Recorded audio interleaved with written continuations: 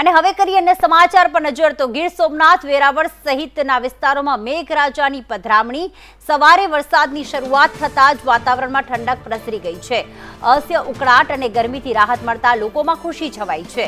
આજે સવારથી ગીર સોમનાથ વેરાવળમાં ઠંડક પ્રસરી ગઈ અને સવારથી વરસાદી માહોલ જામ્યો છે। ફરી મેઘરાજા જે છે એ સૌરાષ્ટ્ર વિસ્તાર અને ખાસ ગીર સોમનાથમાં તેમની પધરામણી થઈ છે।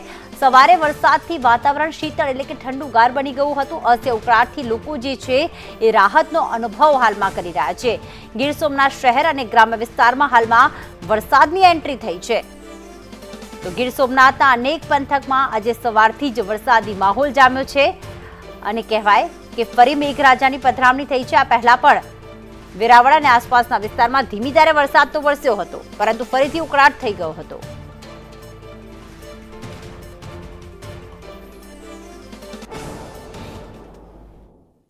વેરાવળ શહેરમાં સવારથી જ મેઘરાજાએ ફરી પધરામણી કરી છે। ગઈકાલે ભીમગ્યારસનું મુહૂર્ત સાચવ્યું હતું અને ઝાપટારૂપ વરસાદનું માવઠું આવ્યું હતું, પરંતુ આજે સવારે ફરીથી વરસાદી વાતાવરણ સર્જાયું છે અને સવારથી મેઘરાજા અવિરત વરસી રહ્યા છે। મેઘરાજાના આગમનના પગલે વાતાવરણમાં પણ ઠંડક પ્રસરી છે। ખાસ કરીને અસહ્ય ઉકળાટ અને ગરમીમાંથી લોકોને રાહત મળી રહી છે। રાકેશ આહિર, સંદેશ ન્યૂઝ, ગીર સોમનાથ।